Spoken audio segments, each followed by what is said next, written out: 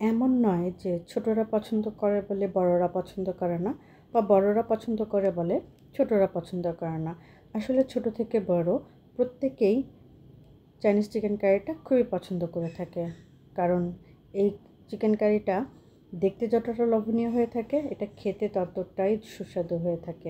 আমরা যখন কোনো রেস্টুরেন্টে যাই তখন দেখা যায় যে চিকেন ফ্রাই এবং ফ্রাইড রাইসের সঙ্গে অবশ্যই আমরা চিকেন কারিটাও অর্ডার করি, কারণ এটা দেখতে যতটা লোভনীয় এটা খেতেও ততটা সুস্বাদু হয়ে থাকে।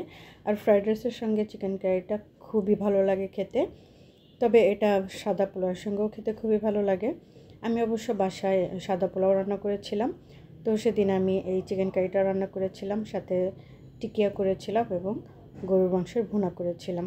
সাদা পোলাওয়ের সঙ্গে আমার কাছে এই চিকেন কারিটা ভীষণ ভালো লাগে, তাই আমি যেদিন সাদা পোলাও রান্না করি সেদিন অল্প পরিমাণ হলেও আমি চিকেন কারিটা রান্না করার চেষ্টা করি, কারণ এটা আমার কাছে ভীষণ ভালো লাগে এবং আমার পরিবারের সবার কাছেও ভীষণ ভালো লাগে। আর প্ল্যাটারটা কেমন হলো অবশ্যই জানাবেন। তো আজ আপনাদের সঙ্গে আমি এই লোভনীয় চিকেন কারিটা কিভাবে রান্না করব খুব সহজেই সেটাই শেয়ার করব ইনশাআল্লাহ।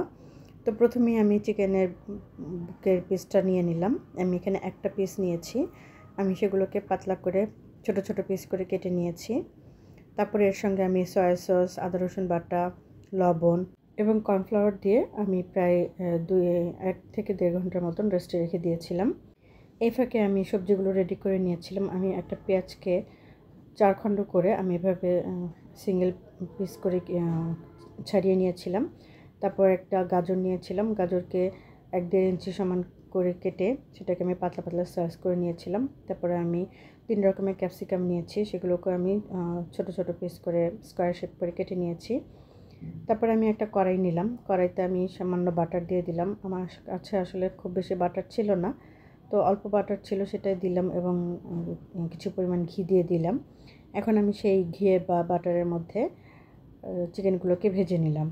খুব বেশি ভাজবো না, জাস্ট একটু কালারটা চেঞ্জ হয়ে আসবে সেই পর্যায়ে আমি এটাকে তুলে নেব।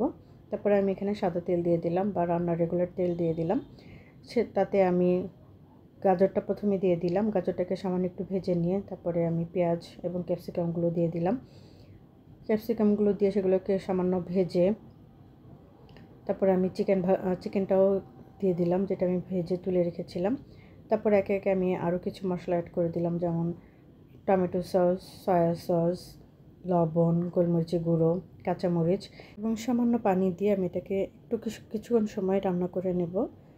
রান্নার শেষের দিকে আমি এখানে কাঁচামরিচ অ্যাড করে দিয়েছিলাম এবং আমি এখানে 2 টেবিল চামচের পরিমাণ কর্নফ্লাওয়ার গুলে সেটাও আমি এখানে অ্যাড করে দিয়েছিলাম এবং সামান্য পরিমাণ চিনিও অ্যাড করে দিয়েছিলাম, যাতে এর টেস্টটা খুবই ভালো আসে। চিনিটা দিলে এর টেস্ট খুব ভালো আসে। তারপরে আমি এটাকে একটু ঝোলটা যখন একটু মাখো মাখো হয়ে আসবে তখন আমি এটাকে নামিয়ে ফেলবো। তো রান্নাটা খুবই ইজি এবং খুব সহজেই রান্নাটা কমপ্লিট হয়ে যায়। রান্না করতে খুব একটা ঝামেলা হয় না এবং এটা খেতেও দুর্দান্ত হয়ে থাকে। তো আমার রেসিপিটা আপনাদের কাছে কেমন লাগলো অবশ্যই কমেন্টের মাধ্যমে জানাতে পারেন। আজ এখানেই শেষ করছি। সবাই ভালো থাকবেন এবং সুস্থ থাকবেন। আসসালামু আলাইকুম।